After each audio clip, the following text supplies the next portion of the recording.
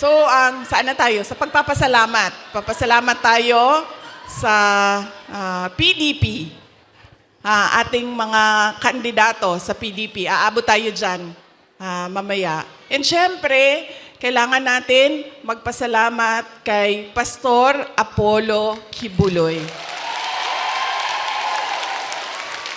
for his generosity. Alam nyo, bumisita ako sa kanya nung siya ay nasa hospital, sa Pasig Hospital. Sabi niya sa akin, kung hindi ako nakulong, kung hindi ako inoppress, pinahirapan, hindi ko maisip na tumakbo para tumulong sa mga nakakulong, sa mga pinapahirapan at sa na-oppress.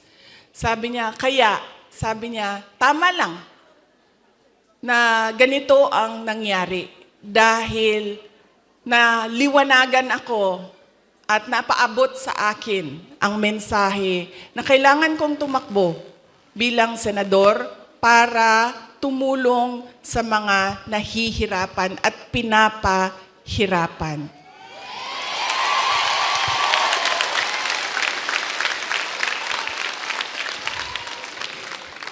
Sabi din niya sa akin, sabi niya, ikaw, kahit anuman ang sabihin nila, sabihin man nila na kasalanan mo ang lahat ng ito, Inday Sara, sabihin man nila, kasalanan mo ito dahil hindi ka tumakbong Pangulo. Pero sabi niya, ayaw na.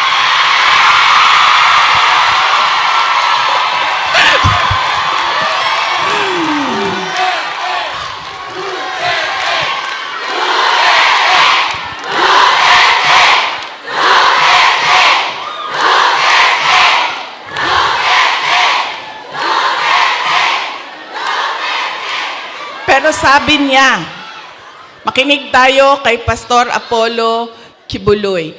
Dahil siya ang araw-araw nagbabasa ng Bible. Siya ang nakakaalam by heart kung ano ang salita ng Diyos. Anong words of God. Sabi niya sa akin, sabi niya, ganitong nangyari sa buhay ko. Sabi niya, Inday Sara, ganyan din nangyari sa buhay mo dahil hindi pwede na ikaw ang mauna at sila ang sumunod.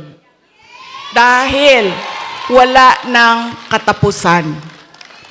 Dapat sila ang mauna at ikaw ang sumunod.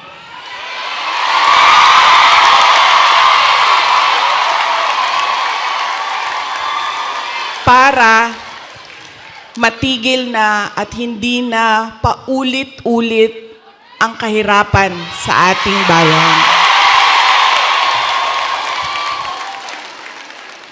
Kaya, nung sinabi niya sa akin yon, hindi na masyadong masakit. Masakit pa rin sa akin pag nakakarinig ako ng kasalanan mo yan lahat, Inday Sara. Pero iniisip ko na lang, nako, sinabihan ako ni Pastor Kibuloy, you are there, you are where you are intended to be by God. Exactly where you are.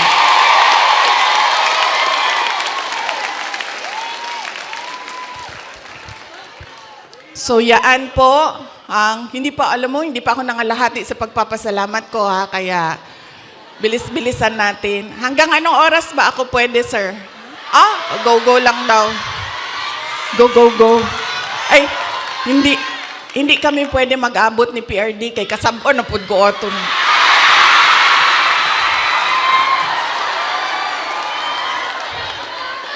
Kibaw mo nang nagsayo ko. Tagalog din. Alam nyo, bakit ako nandito ng maaga? Gumising talaga ako ng maaga. Ang alarm ko, 6:30 a.m., 7 a.m., 7:30 a.m., 8 a.m. 4 yung alarm ko. Para hindi kami mag-abot ni President Rodrigo Duterte. Kasi pagagalitan na naman niya ako, sa mga pangyayari. No, hindi naman siya nagagalit.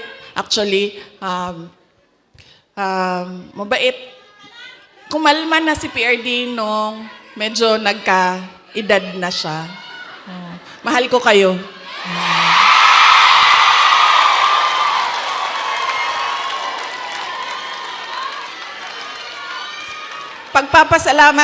Magpapasalamat din ako.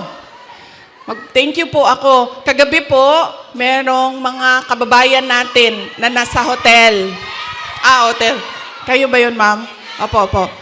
Maraming salamat sa pag-welcome ninyo sa amin doon sa hotel. Mahal ko kayo. Maraming salamat. Pero bakit, ma'am, wala kayong dala na roasted goose? I'm sorry, may dala kaming suka. Kayo, walang dalang roasted goose.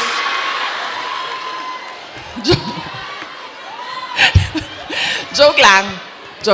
Pero salamat Salamat sa pag-welcome ninyo sa amin doon. Sigurado ako na kahapon may kailangan din kayong gawin. Busy din yung oras ninyo. Pero pumunta kayo doon at winelcome nyo kami sa hotel. Maraming salamat sa inyo.